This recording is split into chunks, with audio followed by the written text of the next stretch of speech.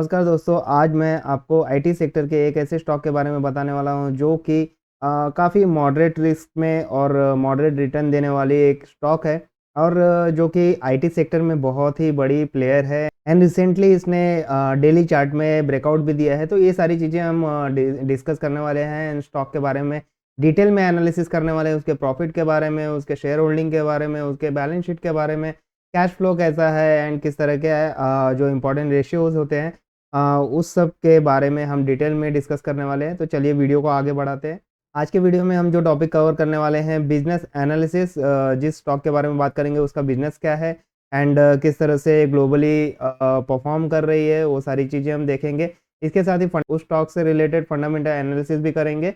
किस तरह से सेल्स ग्रोथ दिया है, प्रॉफिट ग्रोथ दिया है एंड जो भी फंडामेंटल रेशियोज़ हैं वो सारी चीज़ें हम डिस्कस करेंगे। साथ ही साथ सबसे मोस्ट इम्पॉर्टेंट शेयर होल्डिंग की भी बात करेंगे, किस तरह से शेयर होल्डिंग में बढ़ोतरी या घटोतरी दिखी गई है, वो सारी चीज़ें हम यहाँ पे डिस्कस करने वाले हैं। लास्ट बट नॉट लीस्ट हम चार्ट एनालिसिस भी करने वाले हैं। जी हाँ, टेक्निकल चार्ट एनालिसिस भी करने वाले हैं स्टॉक के बारे में। तो एंड तक बने रहिएगा। बहुत ही बारीकी से हम स्टॉक को एनालाइज करने वाले हैं, जिससे आपको इस पर्टिकुलर स्टॉक के बारे में पूरा इन डेप्थ नॉलेज हो जाएगा और इसमें हमें ट्रेडिंग स्ट्रैटेजी बनानी है, वो सारी चीज़ें हमें क्लियरली समझ में आ जाएगी। तो चलिए वीडियो को कंटिन्यू रखते हैं एंड एंड तक बने रहिएगा, कहीं भी वीडियो स्किप नहीं कीजिएगा क्योंकि बहुत सारी इंपॉर्टेंट चीज़ें मैं स्टेप बाय स्टेप आपसे डिस्कस करने वाला हूँ।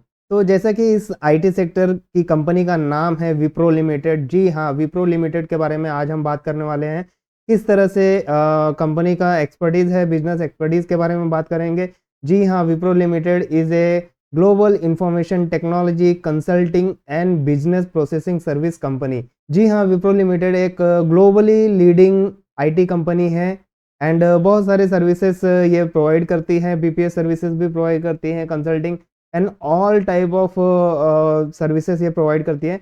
डेफिनेटली आईटी सेक्टर में लीड करने वाली ये इंडियन प्लेयर है। जी हाँ दोस्तों, ये फोर्थ लार्जेस्ट इंडियन प्लेयर है ग्लोबल आईटी सर्विसेज इंडस्ट्रीज में। After TCS, Infosys and HCL technology को छोड़ के इन तीनों के बाद जो नंबर आता है विप्रो लिमिटेड का ही आता है।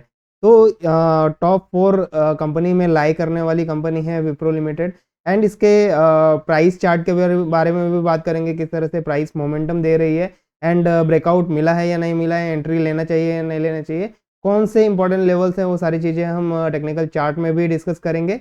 इसके साथ ही हम पहले फंडामेंटल एनालिसिस कर लेते हैं कि इसका ग्रोथ किस तरह से हुआ है, किस तरह का रिटर्न इन्होंने इन्वेस्टर्स को दिया है, किस तरह के प्रॉफिट ग्रोथ, किस तरह के सेल्स ग्रोथ इन्होंने कुछ क्वार्टर्स में दिए हुए हैं, वो सारी चीज़ें हम देखते हैं आगे के स्टेप में। तो यहाँ पे देखिए आप विप्रो लिमिटेड का जो मार्केट कैपिटलाइजेशन अभी करंटली आपको दिखाई दे रहा है 2,83,714 करोड़ का मार्केट कैपिटलाइजेशन दिखाई दे रहा है और विप्रो लिमिटेड आपको 543 रुपये पे ट्रेड करती हुई दिखाई दे रही है। जी हाँ दोस्तों, 4.73% का ग्रोथ दिखाई दे रहा है, जो कि फ्राइडे को ये मूवमेंट देखने मिला है। Friday in the sense 16th of February, ठीक है, यहाँ पे आपको डेट भी दिखाई दे रहा है 16 फरवरी। क्लोजिंग प्राइस जो है 543 रुपीज़ का है, ठीक है।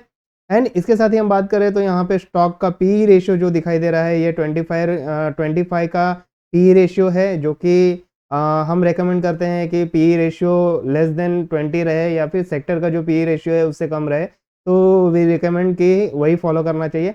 इसके साथ ही हम देखें यहाँ पे आरओसी आपको 17.7% का आरओसी मिला हुआ है एंड आरओई भी 15.9% का है, जो कि बहुत ही बेहतरीन वैल्यूज़ है। यहाँ पे बुक वैल्यूज़ 133, करंट प्राइस जैसे कि मैंने ऑलरेडी आपको ऊपर बता दिया 543 का करंट प्राइस आपको दिखाई दे रहा है। फेस वैल्यू 2 रुपीज़ का फेस वैल्यू है एंड डिविडेंड यील्ड जो कंपनी ने दिया है वो 0.18% का डिविडेंड यील्ड भी कंपनी ने दिया हुआ है, ठीक है। साथ ही इनके पीयर कंपैरिजन के बारे में बात कर ले, पीयर टू पीयर कंपनीज के बारे में बात करें तो मार्केट कैपिटलाइजेशन के इसमें आप देखो तो 4th नंबर पे विप्रो लाई कर रही है एंड फर्स्ट पे टीसीएस है। तो टीसीएस, इन्फोसिस एंड एचसीएल के बाद आपको विप्रो दिखाई दे रही है। यहाँ पर आप डिविडेंड यील्ड में भी देखो तो यहाँ पर 0.18% का डिविडेंड इसने दिया है, जो कि सबसे कम है पीयर टू पीयर कंपनीज के कंपैरिजन में, ठीक है। तो एक थोड़ा सा यहाँ पे छोटा सा कंसर्न है, दैट इज़ ओके। एंड इसके बाद हम प्रॉफिट एंड लॉस स्टेटमेंट हम देख लेते हैं कंपनी का। तो यहाँ पे आप प्रॉफिट एंड लॉस स्टेटमेंट जब देखोगे तो आपको नेट प्रॉफिट का वैल्यू जो दिखाई दे रहा है, तो आप यहाँ पे देखो 2012 से लेकर 2023 तक का वैल्यू आपको दिखाई दे रहा है यहाँ पे, ठीक है। तो यहाँ पर 2012-2013 तो ईयर वाइज आपको नेट प्रॉफिट दिखाई दे रहा है। तो ये 5,600 से लेके यहाँ पे अगर आप देखो 2023 तक ऑलमोस्ट 10 से 11 सालों में ये ऑलमोस्ट डबल हो गया है, मतलब कंटिन्यूसली ग्रोथ में है।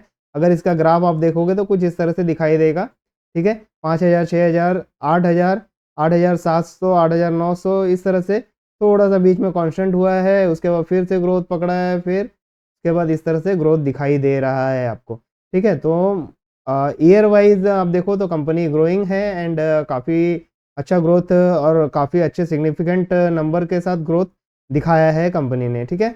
इसके साथ ही हम इसके कैश फ्लोज के बारे में भी बात कर लेते हैं कि कंपनी के पास कितना पॉजिटिव कैश फ्लो है। तो यहाँ पे अगर आप देखो दोस्तों तो cash from operating activity, investing activity and financial activity से जो कैश फ्लो इनका जनरेट हो रहा है, यहाँ पे अभी मार्च 2023 में अगर आप देखो तो मार्च 2023 में नेगेटिव कैश फ्लो है। जी हाँ, यहाँ पे आप देख सकते हैं कि कैश फ्रॉम ऑपरेटिंग एक्टिविटी से काफ़ी अच्छा कैश जनरेट हुआ है, बट इनके इन्वेस्टिंग एक्टिविटी में एंड फाइनेंसिंग एक्टिविटी में काफ़ी ज़्यादा नेगेटिव कैश फ्लो दिखाई दे रहा है। इसके लिए ओवरऑल कैश फ्लो आप देखो तो ये नेगेटिव में दिखाई दे रहा है, -1197 करोड़ में, ठीक है। तो ये क्यों है ये थोड़ा हम देख लेते हैं। यहाँ पे कैश फ्रॉम ऑपरेटिंग एक्टिविटी में अगर आप जाते हो तो प्रॉफिट फ्रॉम ऑपरेशंस में देखो तो 17,538 करोड़ का प्रॉफिट हुआ है इनको ऑपरेशंस से। अगर इसमें आप देखो तो नेगेटिव में आपको दिखाई दे रहा है पेएबल्स, जो भी सप्लायर्स और जो भी हो गए एडमिन एक्टिविटीज जो भी है, एडमिन कॉस्ट वगैरह है, वो सारे सब पे करने का जो भी पेस होते हैं एम्प्लॉयज़ को पे करने के बाद, तो जितने भी खर्चे होते हैं, एक्सपेंसेस होते हैं, तो ये पेएबल्स जो है 982 करोड़ रुपीस पे करना पड़ा है एम्प्लॉयज़ को, सप्लायर्स को, वेंडर्स को, उन्हें ये अमाउंट पे करना पड़ा है। एंड इसके बाद वर्किंग कैपिटल आइटम्स के बारे में बात करें तो यहाँ पे 547 भी माइनस में दिखाई दे रहा है। मेजर जो आपको दिखाई दे रहा है यहाँ पर वर्किंग कैपिटल चेंजेस में आप देखो तो यहाँ पे एक मेजर अमाउंट दिखाई दे रहा है -1456 करोड़ का, ठीक है।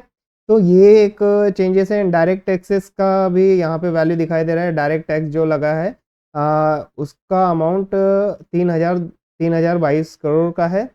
एंड इन्वेस्टिंग एक्टिविटी में अगर आप जाके देखो तो यहाँ पे इन्वेस्टमेंट परचेज -80,000 करोड़ का है, -80,663 करोड़ का है। एंड इन्वेस्टमेंट सोल्ड जो है 74,088 करोड़ रुपीस का है, ओके।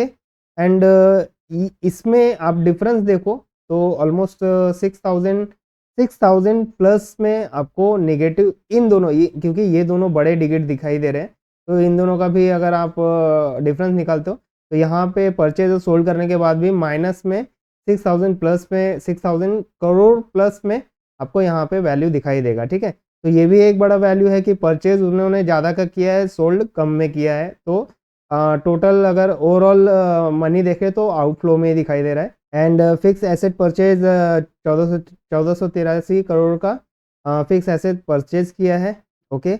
अदर इन्वेस्टिंग आइटम्स में अगर आप देखो तो 4,318 करोड़ माइनस में दिखाई दे रहे हैं। तो ये सब जो एक्टिविटीज़ हैं और जो वैल्यूज़ दिखाई दे रहे हैं, ये थोड़े कंसर्न वाले हैं। एंड इसके बाद आप देखो कैश फ्रॉम फाइनेंसिंग एक्टिविटी में, जिसमें शेयर होल्डर के बीच में, ओनर कंपनी के बीच में जो ट्रांजेक्शन्स होते हैं वो यहाँ पे किए जाते हैं, जो भी बोरोइंग्स हैं, ठीक है। तो प्रोसीड फॉर द बोरोइंग्स आप देख सकते हैं 16,103 crore. And repayment of borrowing जो भी रीपेमेंट करना था उसमें से -16,891 करोड़, ठीक है। तो ये दोनों का भी आप डिफरेंस देखोगे तो ऑलमोस्ट नेगेटिव में ही वैल्यू आएगा। एंड एक और बड़ा वैल्यू यहाँ पे दिखाई दे रहा है कि डिविडेंड पे किया है इन्होंने 3,281 करोड़ का डिविडेंड पे किया है शेयर होल्डर्स को। तो हेंस ओवरऑल अगर आप देखो नेट कैश फ्लो जो है मार्च 2023 में, ठीक है, नेगेटिव कैश फ्लो दिखाई दे रहा है, जो कि मार्च 2022 से काफ़ी ज़्यादा इम्प्रूव हुआ है। ये इसलिए इम्प्रूव हुआ है क्योंकि इस कंपनी का जो सेल्स रिवेन्यू है काफ़ी अच्छा है। एंड 90,742 करोड़ का सेल्स रेवेन्यू यहाँ पे दिखाई दे रहा है आपको। एक्सपेंसेस आप देखो तो 73,865 का 65 करोड़ का एक्सपेंसेस है। तो काफ़ी बड़ी कंपनी है एंड वर्ल्ड वाइड लीड कर रही है कंपनी। एंड इसके साथ ही आप देखो यहाँ पे कंपाउंडिंग सेल्स ग्रोथ आपको दिखाई देगा। 10 ईयर्स में 9% का कंपाउंडिंग सेल्स ग्रोथ है। 5 ईयर्स का आप देखो तो 11% एंड 3 ईयर्स का 14% का कंपाउंडेड सेल्स ग्रोथ आपको दिखाई देगा। कंपाउंडेड प्रॉफिट ग्रोथ आप देखो तो 10 ईयर्स का 7% के हिसाब से आपको कंपाउंडिंग प्रॉफिट ग्रोथ दिखाई देगा। 5 ईयर्स का 7%। एंड वहीं पे अगर आप स्टॉक प्राइस की बात करते हो तो स्टॉक प्राइस 10% के CAGR से बढ़ा हुआ है। 10 ईयर्स का टेन्योर अगर आप पकड़ के चलते हो तो 10% के हिसाब से CAGR के हिसाब से स्टॉक प्राइस में ग्रोथ हुआ है। रिटर्न ऑन इक्विटी की बात करें तो 10 ईयर्स में 19% का रिटर्न ऑन इक्विटी मिला हुआ है। कंपनी ने दिया है ROE 19% का 10 ईयर्स में, ठीक है। तो ये आप 5 ईयर्स का भी देख सकते हैं, 3 ईयर्स का भी देख सकते हैं। इसके बाद हम बात करते हैं सबसे इम्पॉर्टेंट जो होता है हमारा शेयर होल्डिंग पैटर्न, ठीक है। तो शेयर होल्डिंग पैटर्न में अगर आप देखो तो प्रोमोटर्स ने यहाँ पे आप देखो वैल्यू 73% से लेके यहाँ पे 72.9%, ठीक है। यहाँ पे 0.03% से थोड़ा सा माइनस किया है, मतलब प्रोमोटर्स ने अपनी होल्डिंग थोड़ा शेयर बेची है। 0.03% से प्रोमोटर ने अपनी होल्डिंग जो है डिक्रीज की है। बट यहाँ पे आप देखो FIS ने अपनी होल्डिंग को बढ़ाया है 6.47 से 6.70 और 6.81%। मतलब FIS ने कंटिन्यूसली होल्डिंग को बढ़ाया हुआ है, ठीक है। ये भी एक पॉजिटिव इंडिकेशन होता है कंपनी में इन्वेस्टमेंट करने के लिए। DIS की बात करें तो DIS ने भी अपनी होल्डिंग यहाँ पे बढ़ाई है 8.03, 8.13 एंड 8.05, ठीक है। तो 2023 के कंपेयर में अगर आप देखो तो 2024 में यहाँ पर वैल्यू बढ़ी हुई है। तो यहाँ पे सिर्फ प्रोमोटर की बहुत ही माइनर होल्डिंग यहाँ पर बेची गई है, ठीक है। प्रोमोटर्स ने अपनी होल्डिंग डिक्रीज की है बहुत ही माइनर अमाउंट से 0.03% से। वहीं पे FIS ने अपनी होल्डिंग इंक्रीज की है 0.11% से। एंड यहाँ पर आप देखो DIS ने भी थोड़ी सी होल्डिंग अपनी डिक्रीज की है ऑलमोस्ट 0.08% से।